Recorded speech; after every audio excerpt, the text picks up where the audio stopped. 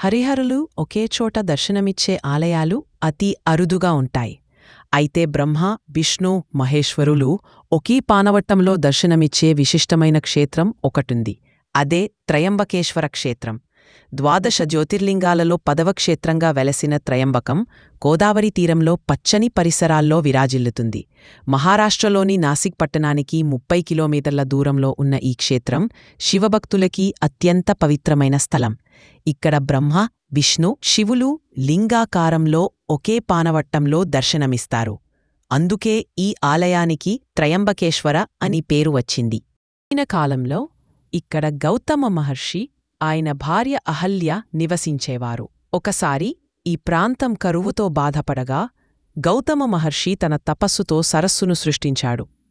అయితే ఇతర ఋషిపత్నుల అసూయతో ఒక దురంతం జరిగింది. గణపతిని ప్రార్థించి గౌతముని ఆశ్రమంలోని ఆవు మరణించేలా చేశారు. గోహత్య పాపం నుంచి విముక్తి పొందేందుకు గౌతమ మహర్షి దీర్ఘ తపస్సు చేశాడు. ఆ తపస్సుతో ప్రసన్నమైన పరమశివుడు బ్రహ్మ, విష్ణు ఆదిపరాశక్తితో కలిసి ప్రత్యక్షమయ్యాడు. గౌతముని కోరిక మేరకు శివుడు తన జటలో నుండి గంగను ప్రవహింపజేశాడు. అలా ఉబికి వచ్చిన పవిత్ర నది గౌతమి గంగ లేదా గోదావరి. మూర్తులు ప్రత్యక్షమైన ప్రదేశం కావడంతో ఇక్కడ లింగాకారంలో బ్రహ్మ, విష్ణు, శివులు కొలవై ఉన్నారు. ఈ లింగం స్వయంభూ జ్యోతిర్లింగం, అంటే స్వయంగా వెలసిన శివలింగం. అందుకే త్రయంబకం 12 జ్యోతిర్లింగాలలో అత్యంత పవిత్రమైనది.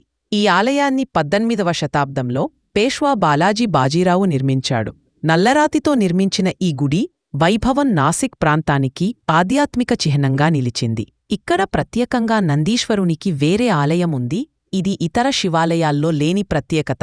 ప్రతి 12 సంవత్సరాలకు ఒకసారి ఇక్కడ కుంభమేళా జరుగుతుంది. అప్పుడు సూర్యుడు, చంద్రుడు, బృహస్పతి సింహరాశిలో చేరినప్పుడు త్రయంబకంలో సింహస్థ కుంభమేళా భక్తుల సముద్రంగా మారుతుంది. తులు ప్రత్యక్షమైన పవిత్ర క్షేత్రం త్రయంబకేశ్వర మహిమ తెలుసుకున్నాం. ఇలాంటి ఆధ్యాత్మిక పురాణ కథలు మరిన్ని తెలుసుకోవాలంటే ఈ వీడియో మీకు నచ్చితే లైక్ చేయండి, మీ స్నేహితులు, బంధువులతో షేర్ చేయండి. ఇంకా ఇలాంటి భక్తి, ఆధ్యాత్మిక వీడియోల కోసం సబ్స్క్రైబ్ చేయడం మర్చిపోవద్దు. ఓం నమః శివాయ్.